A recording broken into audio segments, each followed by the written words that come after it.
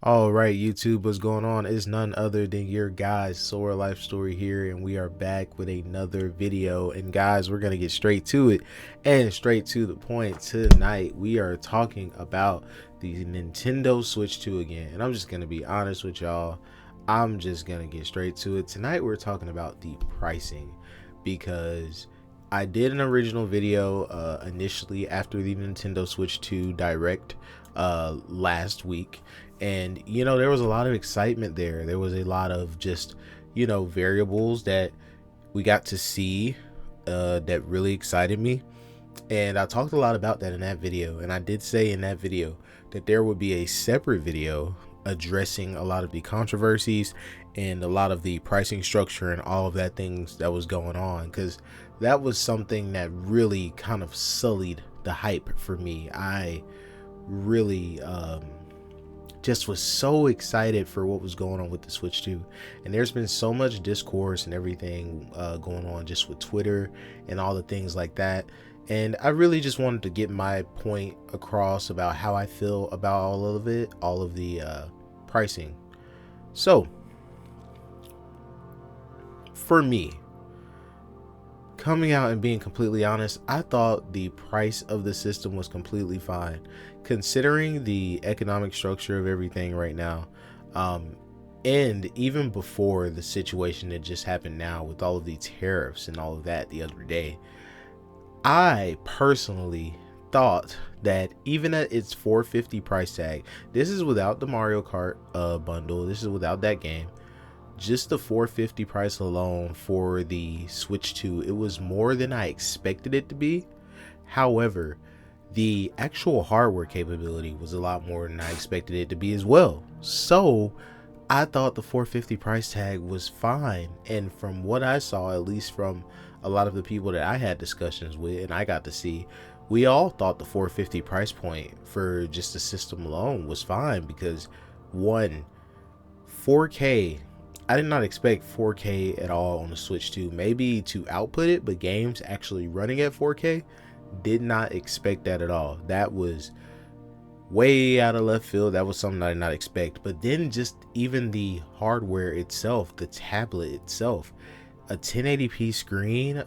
Yes, it is LCD, so it's not OLED like the Switch OLED, but just off the resolution alone, 1080p, but it also has HDR, variable refresh rate, VRR, and it's an 120 hertz display, so it can display up to 120 frames per second. But because of the VRR, even if a game isn't running at 120, it has that variable refresh rate, so it'll keep up. So it has all of those features, all native just on that display. Then docked, it's capable of 4K. It's running all these modern games, all these things like that. It just simply was such a vast upgrade from the Switch, the original Switch 1, that I was just like, okay, it makes sense that this is this price. I wholeheartedly in my heart said that it would be $400. I did not consider any of the tariffs. I did not consider if they already considered that in the price. I did not consider the hardware capability, because to me, I was thinking they were just gonna make this perfect 1080p Nintendo device. They finally got games that are running native 1080p. That's all I expected. I did not expect them to jump into 4K. The panel, I thought the LCD on the hardware was going to be 60 FPS. I didn't expect it to have HDR, all this stuff. I did expect it to probably be 1080p, but I also did say myself that it was okay if they kept it 720p just to keep it cheaper. So these are all the things that I was thinking about the platform, and it completely blew all of that out of the water. So for the hardware alone, I personally don't think there was any issue with the Nintendo Switch 2 hardware price. Now we get into the meat and potatoes. The software. I do not agree with anyone who is trying to defend these software prices. $69.99, $70 has been the markup for the past 4 to 5 years, and that is where it has been at. And the thing is, what people have to understand, gaming does not keep up with inflation. Everything else has gone up. Movie tickets, going out to eat, all these different types of things, groceries, everything, literally life, just everything. And this is all speaking from the United States standpoint. You know, I live in the United States. And so with us in America, gaming especially has been something that has not really gone up with inflation, which, to be fair, what gaming has off of all of these different mediums of entertainment, as well as, you know, just normal life necessities, gaming has a constant stream of revenue. So this is something that people really don't talk about, or really don't know about, or really don't pay attention to, because it's really not our business. But one, gaming is one of the biggest entertainment media forms. But not only that, it doesn't matter what game you play, even if it's a single player game, it is possible for it to have constant streams of revenue. And that can come in different ways. That could be from, you know, DLC. If a developer or a publisher wants to continue to expand on a game, they can drop more and more DLC for it. Microtransactions. It's something that has happened in even single player games where publishers have had developers put microtransactions in single player games. It's not okay. I'm just making the point that gaming is a consistent source of revenue. And then there's just games in general, live service multiplayer games, all these different type of games that constantly, even free to play games that feed on you to spend money in some type of way. That's just how it is. That's just where things are. And with that being said, it was already crazy to go through the increase to $70 games, because that happened so quick. It was like, once it was shown that, oh, Sony was gonna go ahead and start making their game $70, the rest of the industry went with it like a heartbeat.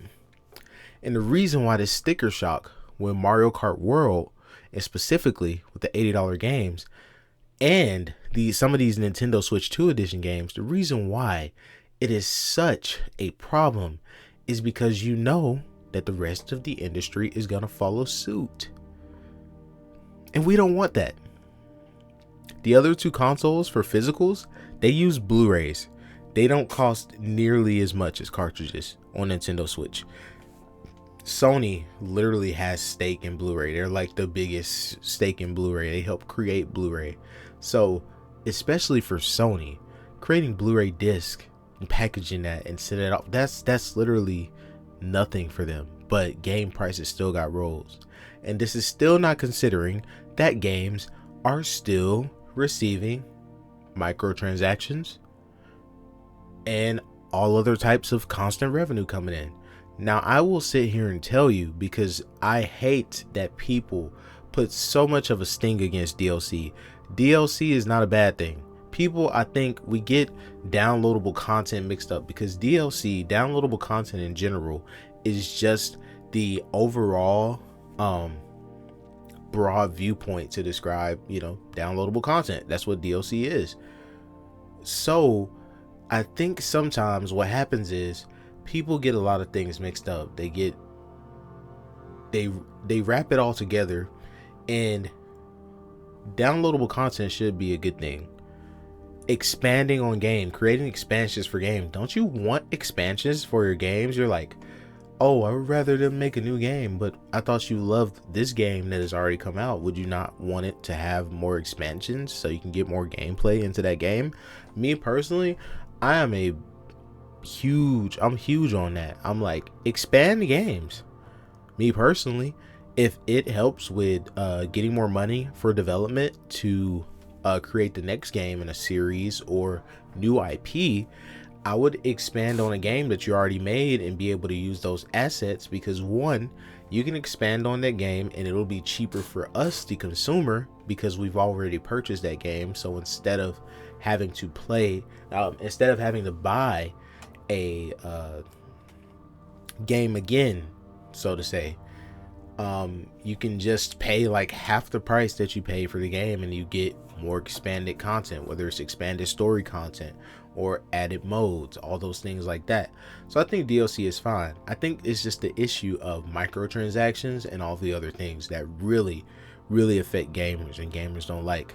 So going off of that tangent, the issue with the $80 Mario Kart and the issue with the $80 Nintendo Switch 2 editions is that one, it's overpriced, and two, you know that the rest of the industry is going to follow suit. And the thing is, it's not like downloadable content is going to stop. It's not like the microtransactions and stuff are going to stop. So it really pushes gaming just in general to a even grander luxury. It was already a luxury.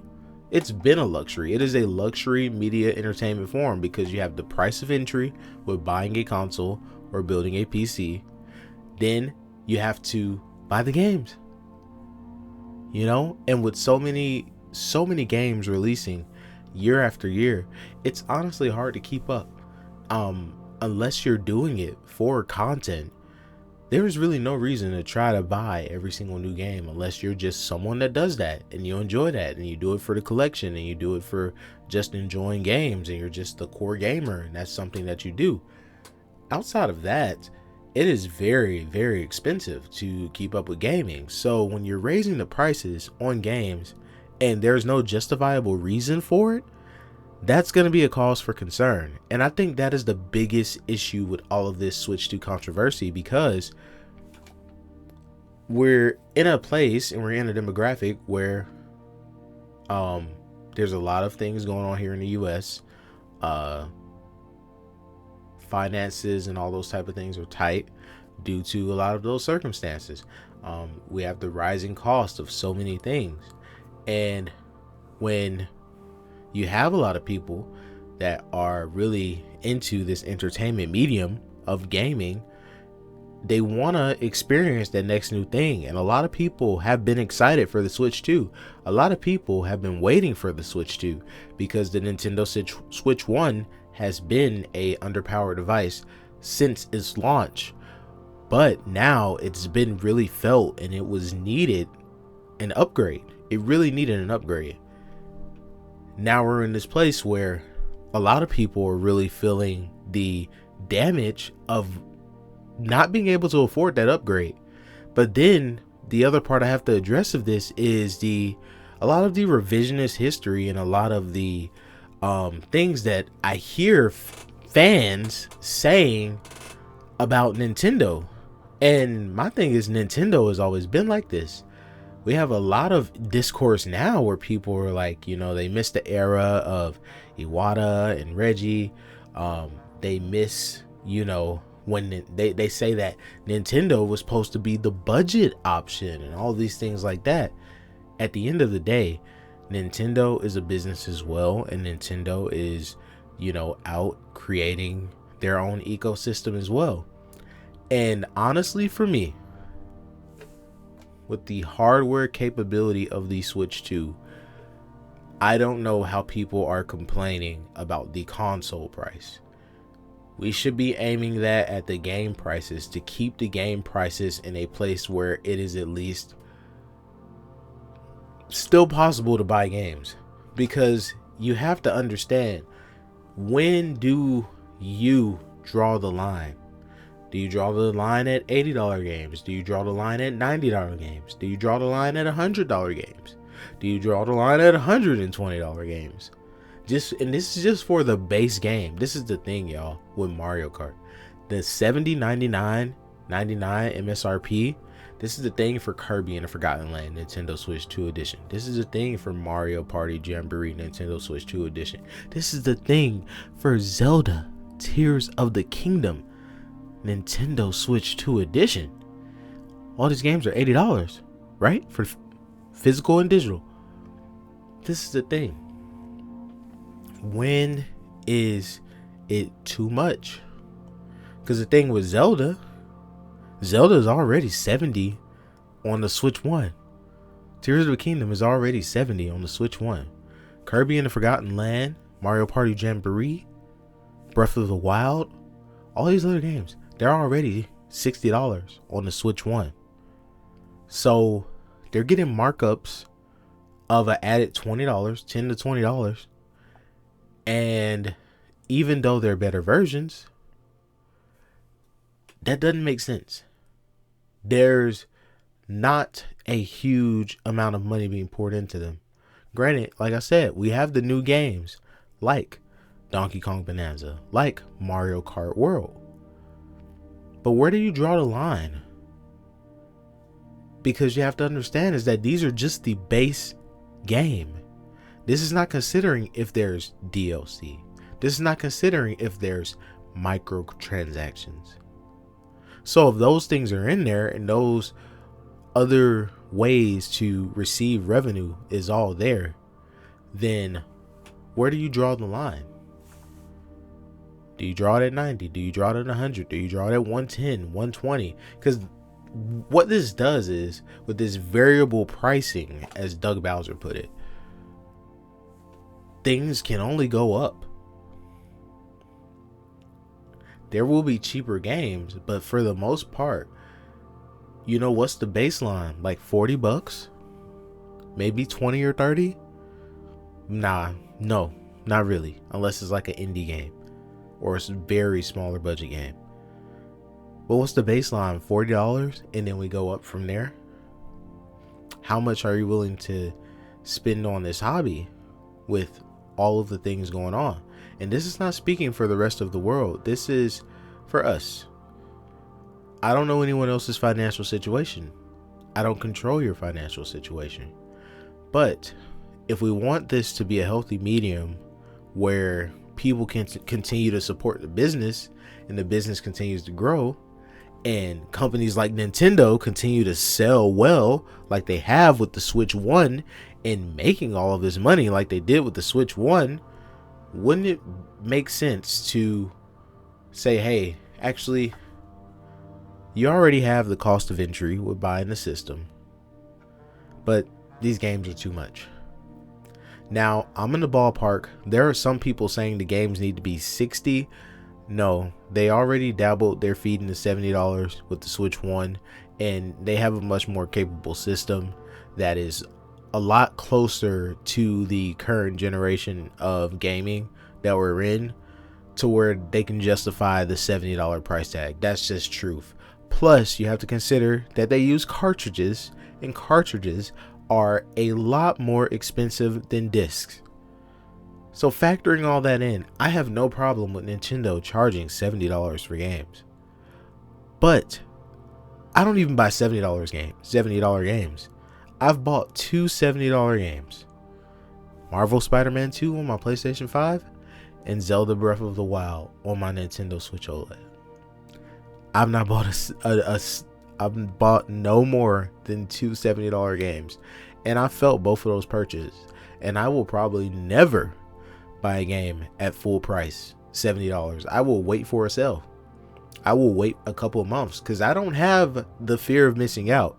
That is why I started Sly Impressions, to talk about games when I get to play them, not when the community and trying to keep up with all the trends. No, because that's gonna put me in a space where I can't keep up with my life, and that's not a good thing. So I'm speaking for myself in that situation. But overall, for the gaming landscape and seeing a lot of the discourse online, I do not want the Switch 2 to fail. I want a Switch 2, but I'm not buying a Switch 2 at launch. And the reason why I'm not buying a Switch 2 at launch is because I can't get down with those game prices. Part of me wants one at launch because there are a lot of Nintendo Switch 1 games that I would love to play with better performance, better visual quality. But due to the circumstances of everything, one, with it being a $450 system, if even that, because, you know, our situation. But with it being a $450 system and us not being able to pre-order it tomorrow, what can you do? So we're gonna see what happens. We're gonna stay focused. But personally, I cannot support the Switch 2 currently with the state of things. That does not mean I'm not getting a Switch 2. I will eventually get a Switch 2. I am definitely not gonna even lie to y'all and act like I'm not still hyped. I think Donkey Kong Bonanza looks amazing. I think Mario Kart World looks amazing. I'm a huge Mario Kart fan, and I personally cannot wait for that game. But I cannot buy it at $80. I'd be hesitant to buy it at $70, but that's the industry standard, so I'd be okay because games around the board are selling for $70. It just is what it is. But to set that higher standard right there, especially when I know if it sells well, everyone else is gonna follow suit. Can't get down with that. It's getting too expensive.